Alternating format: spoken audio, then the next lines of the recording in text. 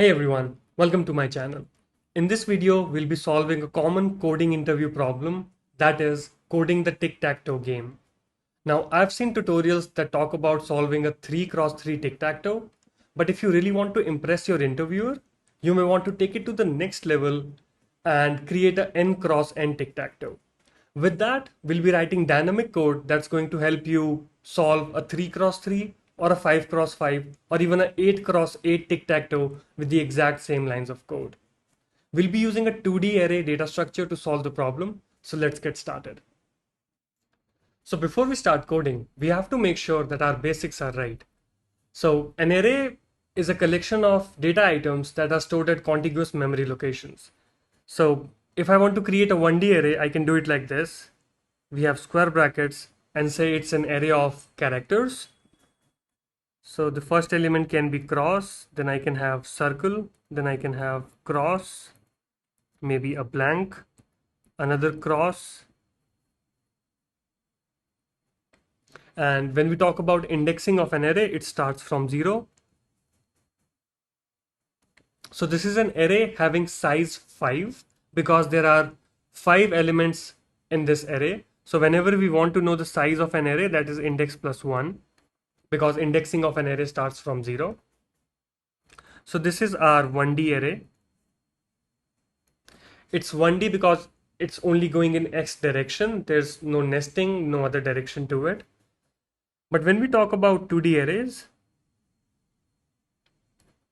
a 2D array is also called an array of arrays because each element of a 2D array is an array in itself. So that can be represented like this. So I open the square brackets. Now the first element is an array in itself, so it will have its own set of square brackets. Then I can put values in there, again putting character values. Then the next element can be an array.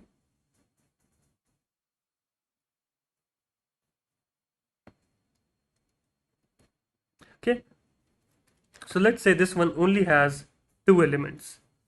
Now when we talk about the size of a 2D array,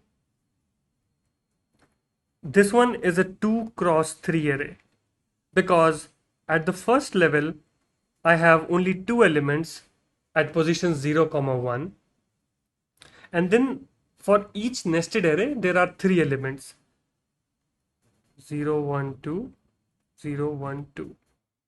So that's how it becomes a 2x3 array, which is able to store total 6 items, but they are stored in 2 dimensions. In the first dimension, I have 2 items, which are 2 arrays of length 3. And then in the next dimension, I have 1 array of length 3. So it's 2x3, a 2D array. Now, when we talk about visual representation of arrays, I can represent a 1D array here like this. Let me put the indexes here. And if I try to populate the same array that we just talked about, I can just put the values here. Okay, so that's how the data can be represented. I can represent it either horizontally or vertically, that won't make any difference. The indexing is going to stay the same. Okay, now when we apply this to our tic-tac-toe game, so let's say I have an array for tic-tac-toe.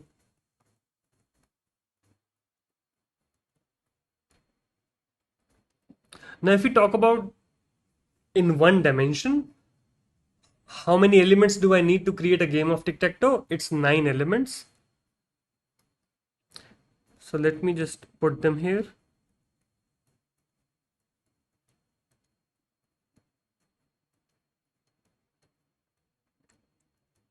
Okay, so it's one game of tic-tac-toe that is in progress because there are some blanks in it too.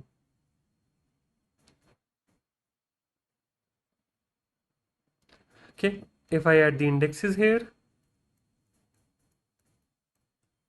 we have 9 elements, index up till 8. If I want to plot the same on this tic-tac-toe board, so these are the indexes of the 1D array. And the values can be put like this.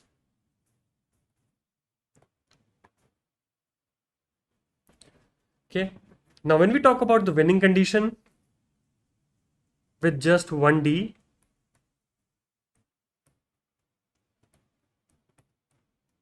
the winning conditions are fixed. For example, one winning condition is that 0, 1, 2 have the same value. The other is 3, 4, 5 have the same value, or 6, 7, 8 have the same value. These are the rows which will be the same.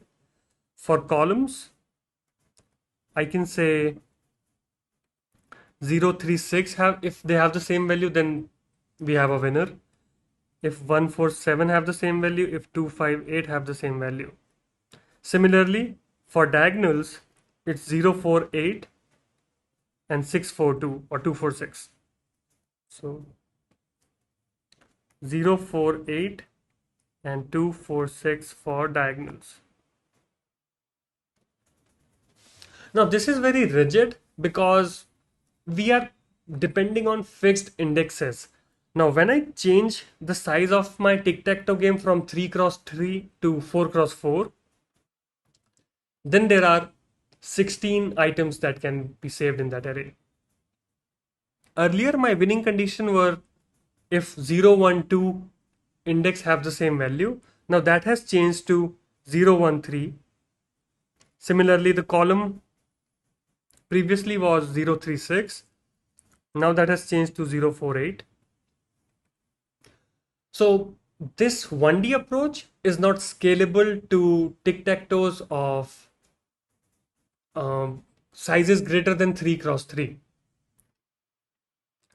That's when we'll try to represent the board of tic-tac-toe with a 2D array of size 3 cross 3.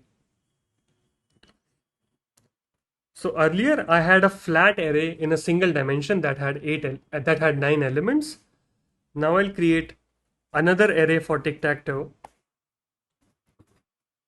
and this time I'm going to make it a 2D array.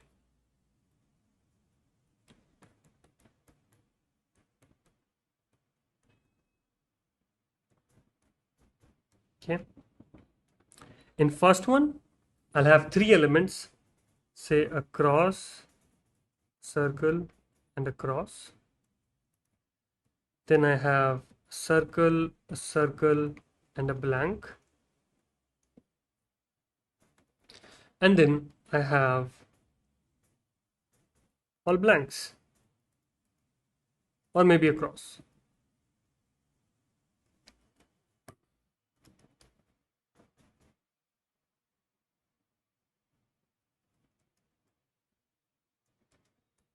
Okay, now when I want to represent this graphically, I have one array which has index 0, 1, 2. Let's say that is going in the x direction, and now we'll get to understand the two directions too, two dimensions also. So 0, 1, 2. Let's say with 0, 1, 2 we are representing the x direction. Similarly, for each nested array, it has its own index of 0, 1, 2. So I'll put it here. Now when we talk about the very first element, the very first cross, it's at position 0, 0. So this is position 0, 0. Then this position 0, 1 and 0, 2. Similarly, I have 1, 1. So I have 1, 0, 1, 1 and 1, 2.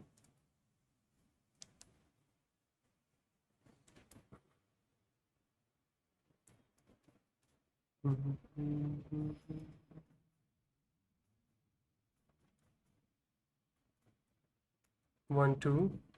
Then there's 2, 0, 2, 1 and 2, 2, which matches this one. Now when I have to populate the values, the first cross which is at 0, 0 can come here, circle can come here, cross can come here, then circle, circle, blank, blank, blank, and a cross at 2, 2. Okay, so now the same tic-tac-toe board is represented with the help of a 2D array, not a 1D array. So this is one array, this is second array, this is the third array, and the whole structure is a 2D array. So let's talk about the winning conditions in this 2D array now. So these are the indexes 0, 0, 0, 1, 0, 2, 1, 0, 1, 1, 1, 2, 2, 0, 2, 1, and 2, 2. Now I can denote each point as a row comma column index. For example, this one, and let's put some values in here.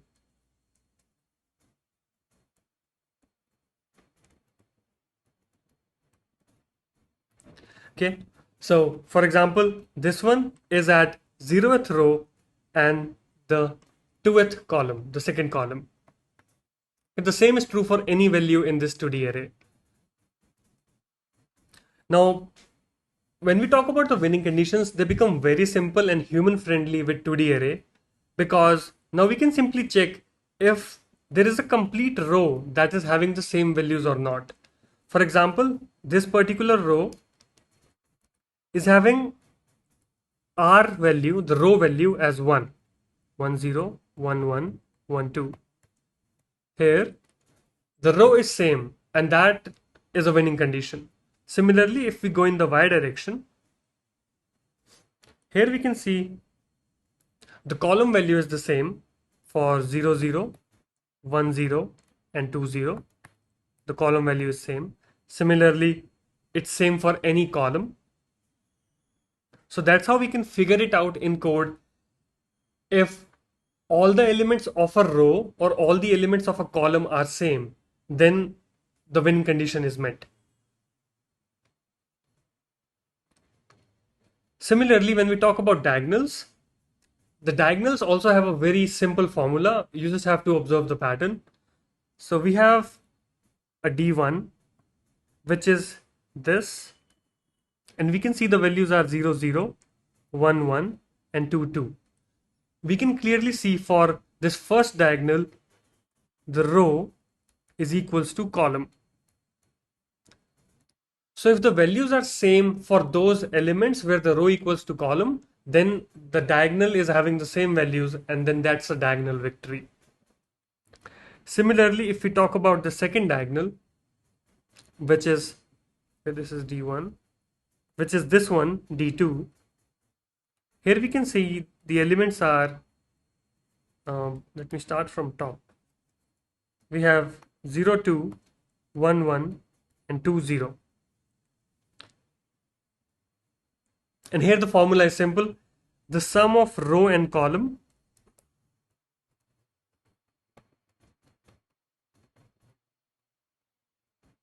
should be size minus 1.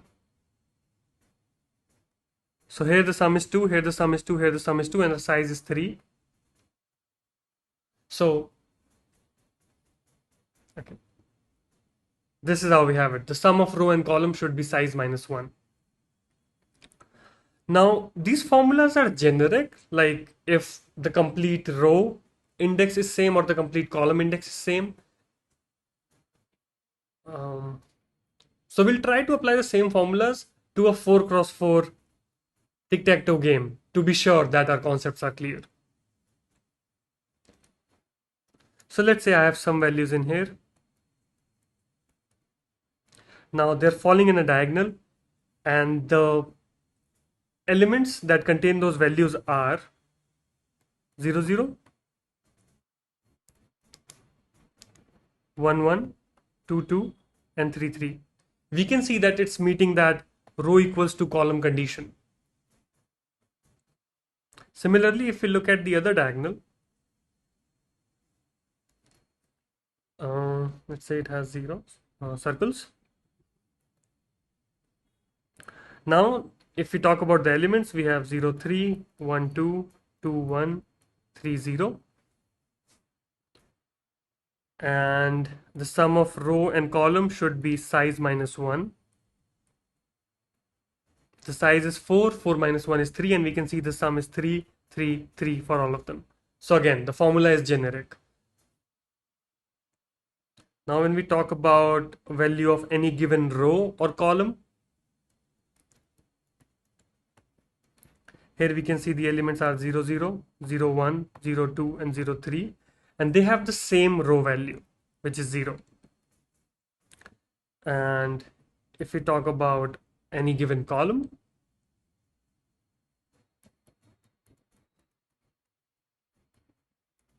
the elements are 0, 3, 1, 3, 2, 3, and 3, 3. So we can see they have the same column value, which is 3. So that's how we can decide the winning condition based on a generic formula. If the row is same, if the column is same, or if the diagonal condition is being met, which is either row equals to column or row plus column equals size minus 1. So now we know how to deal with 2D arrays to solve a tic-tac-toe game. Now let's try to code it. Okay, I have a very basic setup here.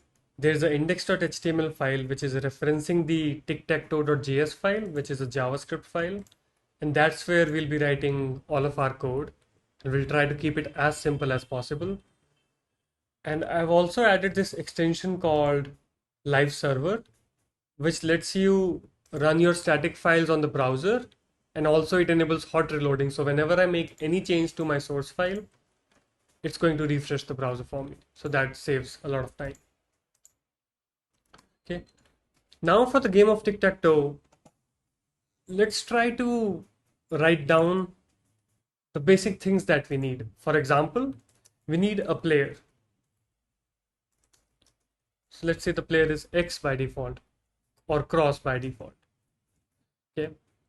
We need a board, and this board is going to be our 2D array, which we just talked about. So I'm going to initialize it as an empty array. Okay. And we'll need a few more things, but we'll add them as we need them. So let's try to create a function that's going to help us in initializing the board. Okay. It can take one parameter called board size, and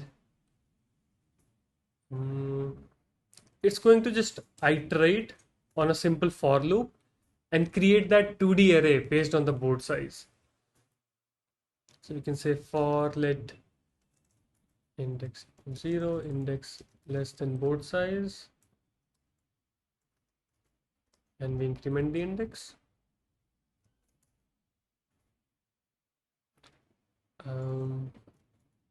So we need a 2D array, so we're going to need two loops. So instead of making it the index loop, I'll just call it the row loop, in which I can create a board row which is empty by default. And then I can iterate one more time for columns.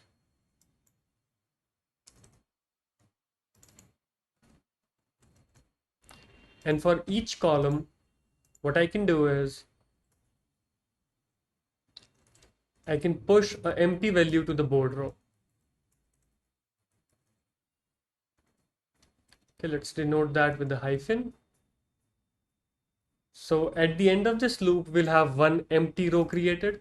Once we have an empty row, we can simply push it to our board.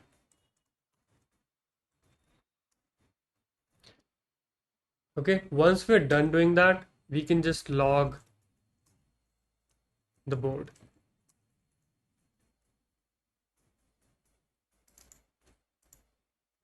Okay, right now this function is not being called from anywhere. Let's try to call it.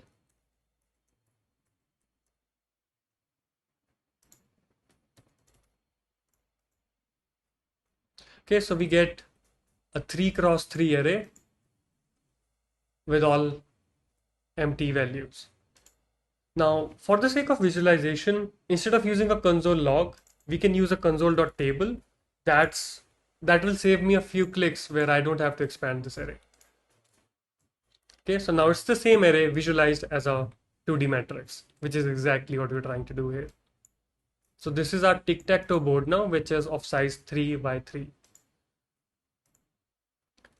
If I try to initialize the board with value 5, well, I get a 5x5 board. Okay, I'm going to start with the 3x3 itself. And then when we're done writing the code, the generic code, then we can do testing with a bigger board too. So now that our board is initialized, let's see what we can do next. We can create a function called play tic tac toe,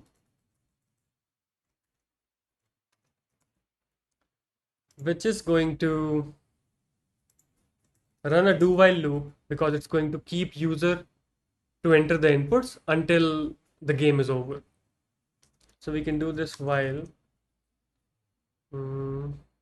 not game over, and we can then use a global variable game over, which will initially be false. Okay, so when you're starting the game's not over.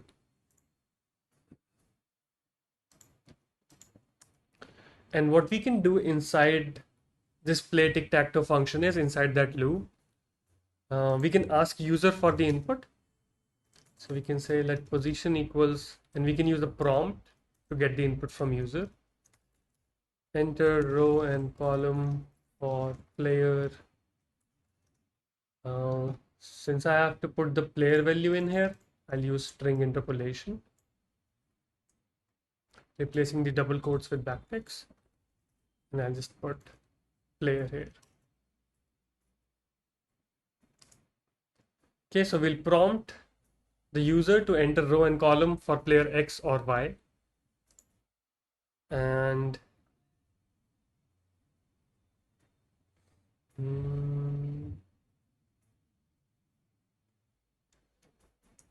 let's just break after this so that we can check the prompt.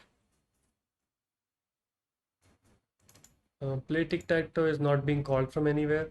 So let's do one thing. Let's initialize the board when we start playing the tic tac toe, and let's take the board size as an argument here too. And now we can just call the play tic tac toe function.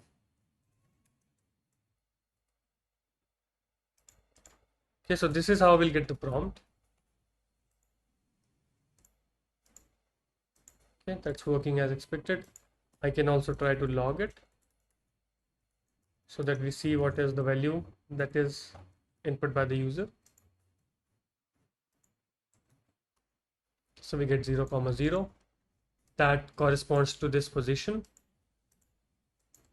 And now to split that into row and column value, I can just use the split function. So I can create two more variables, say position X and Y. Split it by comma, take the 0th, and for position Y, split it by comma and take the first index. So when the user has entered a value for any given position, I can also set the value in my board. So I can do board, since it's a 2D array, board's row and column position X and Y will be set to the player value.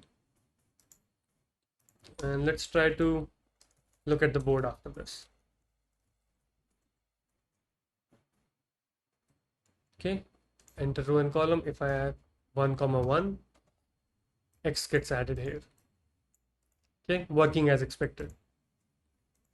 Now the next thing, once I'm done taking input for one player, I have to change the player. If the turn was for cross, the turn can go to circle. If the turn was for circle, it can come back to cross. And for that, since it's a simple if-else on two conditions, we can use a ternary operator, and we can say player equals, and we'll just check if player is cross, then player becomes a circle, otherwise it becomes a cross. The otherwise will be if it's a circle.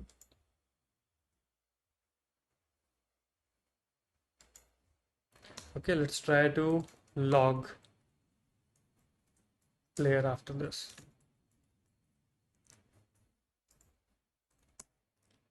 Okay. Oh, let me put it before break. Okay, so the player becomes circle, not cross. We can check that here too. Okay, from cross it becomes circle. Going good. Now we need to do this until the game is over. Now we need a function to decide when will the game get over. And for that, we can create a function. Hmm, maybe we can call it check winner. Loop.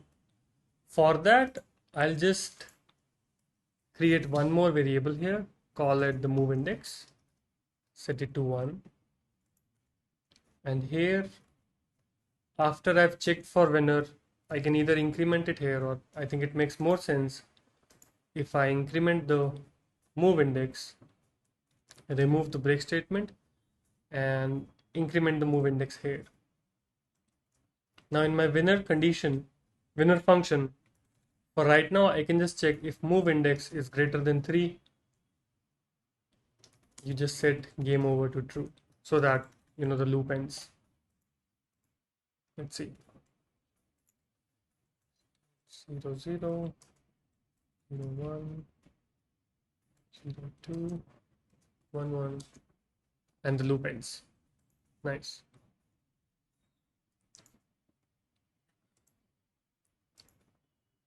Now we'll come to the real condition, that is checking whether a row or column is having the same value so we can decide a winner. Now when I have to check for a winner and say any move is being played on the board, I don't have to check the entire board.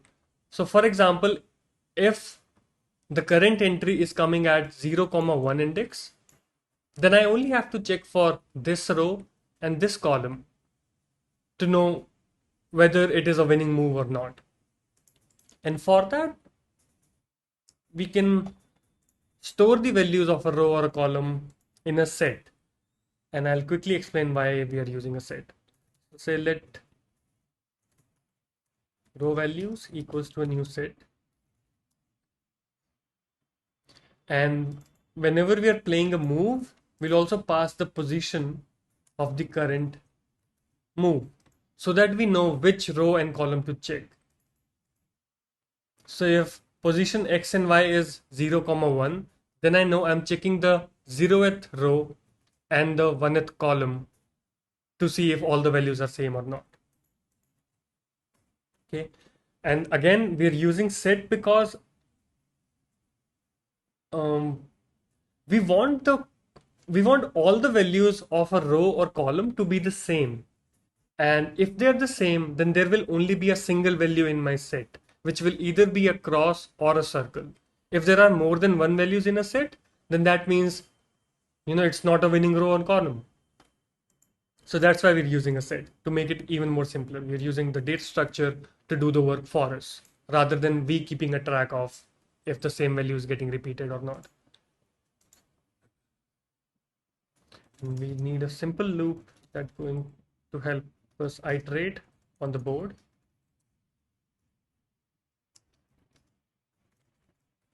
I'll also pass the board size.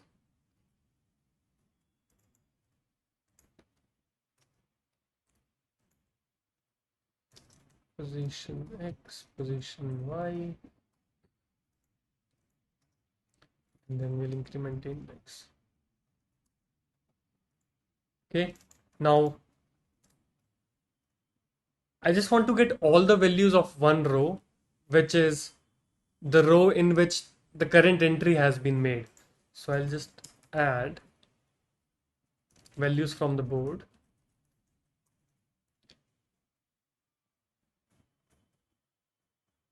Now when we talk about a row, like this is a row, and we denote these values as r comma c, row comma column. So when we talk about a single row, the r value is going to stay constant and the c value will change depending on the board size. So that's why for r in a row, we'll use position x, which is where the player has played the move. And we'll check all the columns with the help of index. Okay, once we are done adding values to a row, we can simply check if row values.size equals 1. We'll say it's a game over. And let me increase this so that it plays a little longer. Okay, let's check this out. So say first entry goes to 0, 0. Second entry goes to 1, 0. Then I'll put another entry at 0, 1. And another entry at say 2, 0. And now the final winning entry at 0, 2, which will make the first row contain all the same values. Okay, we missed one thing here. We had to set game over equals to true. Let's also put an alert saying winner is player. Okay, it will be either X or O, cross or circle, depending on the move. Let's try it one more time. 2, 0. Now 0, 2, which is here. Let's see.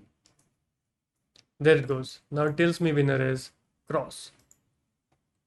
Now to make the same thing work column wise also, all I need is one more set that's going to store my column values.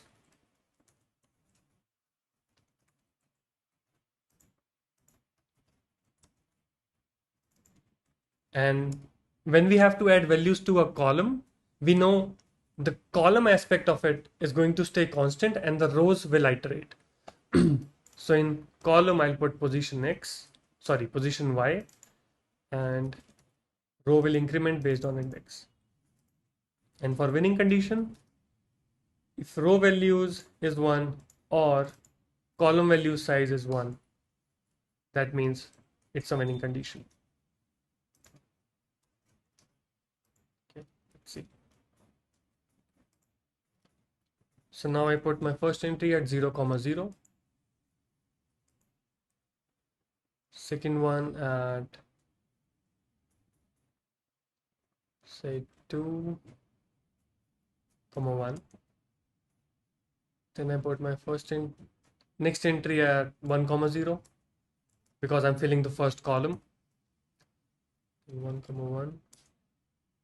And then finally 2, 0. Okay, that again gives me winner is X. But this time column wise, not row wise. So we've handled rows and columns. Now we can do the same thing for diagonals. And this is why we needed those formulas. So we know which value to add to a diagonal. So let's say I have diagonal 1 values here. And now I can just add some values to diagonal 1 values based on the index. And for the first diagonal, we know the row equals to column, so we'll just pass the index value. Okay, that way we'll be checking the complete diagonal. Okay, let's run it. Now I put 0, 0. And this time I want to fill the first diagonal to see if the code will work. I put 1, 0. Then again cross at 1, 1, 2, 0, and then finally at 2, 2. Oh, I missed adding it to the OR condition. Okay, now instead of making cross the winner, we'll try to make circle the winner. No, a different test case. Oops. So now, right after my first move, it declared a winner. Why is that? If we look at it, if we check the first diagonal, it is having only one element right now, which is a blank element. So when the code reached here, the diagonal value size was 1, which was the empty value. And that is a check that we have missed. So let's add that check. So its size has to be 1 and it should not contain a blank value. Okay, so we'll not add a not operator there, and we'll do the same thing for column values too. size is 1, and all the values are not blank. Same for diagonal.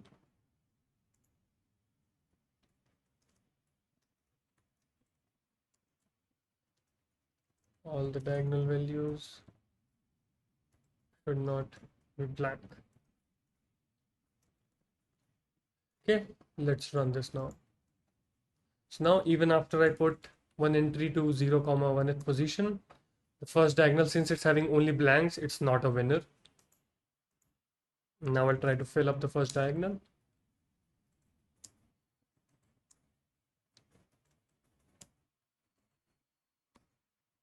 Okay, now it tells me winner is circle, which is as expected. Now we can add the same condition for the second diagonal, and we know the values of second diagonal are such that the sum of row and column should be the board size minus 1. So we'll use index and board size minus index minus 1.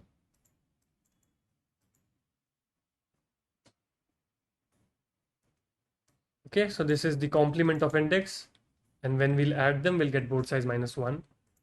That's how this condition is here, and we'll add it to the winning conditions too.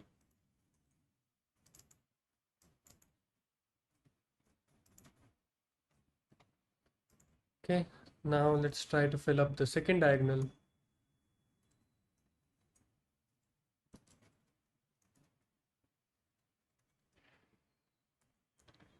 And as soon as we fill up 0, 2th position, it's going to tell me winner is X. Okay, so that's how the second diagonal condition is also satisfied. So with that, we have a basic game. So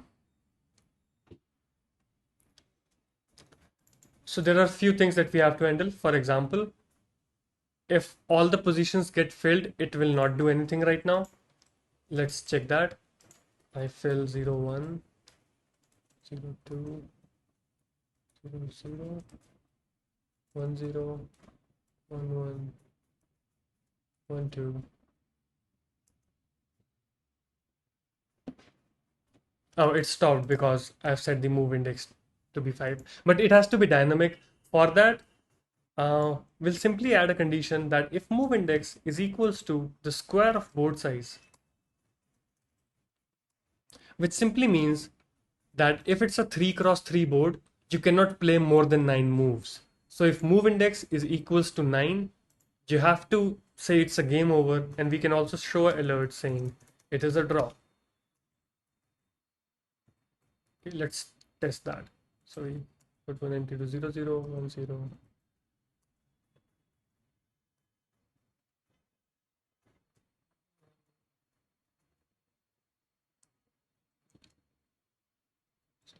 Two, 1, 2, 2, 1, 2, 2. Okay, now it tells me it is a draw because no winning condition was met throughout the whole gameplay. A few more things we can handle here. For example, when I'm playing this, if I put in 4, 1, which is not a valid move, it gives me an error. So I can just add a condition here. If position X is greater than board size minus 1, or position Y is greater than board size minus 1, we can show alert, wrong move, and just continue on our loop. Let's try this. Okay, it's going good now. When we're doing a cancel, it's showing an error. So we can also add that check. If position is null, we can just continue. No, in that case, we'll just break out of the loop because maybe the user doesn't want to play it anymore. So say I'm playing it, and then I want to move out of the game, I can just hit cancel, And this condition should come before that. Actually, before even we're trying to split the position into X and Y. So I'm playing it. Then when I don't want to play it, I can just hit cancel and the game will stop. One more simple enhancement, and that also moves us to testing. When we are initiating the tic-tac-toe game, we are hard coding the board size to 3. Let's take that from the user.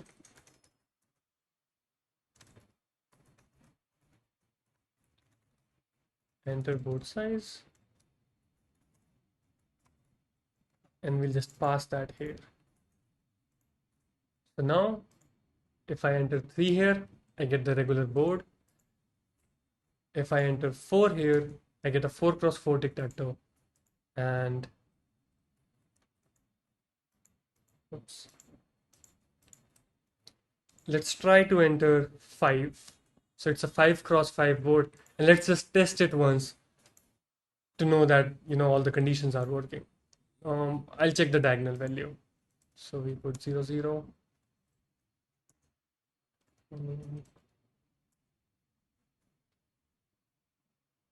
Okay, wrong entry. Let's do it again. 5x5 board, 0, 0. Nice.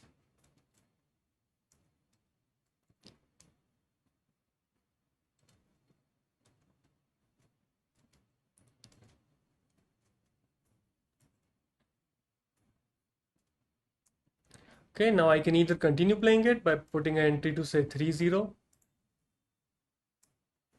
or 4, 0. But whenever I want to end it, I can just put 4, 4, and that will complete the first diagonal and we'll have a winner.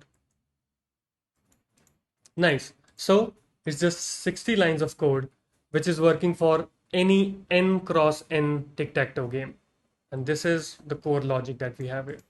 We used a 2D array and a set to solve this problem. Alright, if you've made it this far, I assume you have a working tic-tac-toe game running on your machine now. If you liked the video, please share it with your friends so they can also benefit from it. If you have any questions or any suggestions, please put them in the comment section below, and I'll see you in the next one.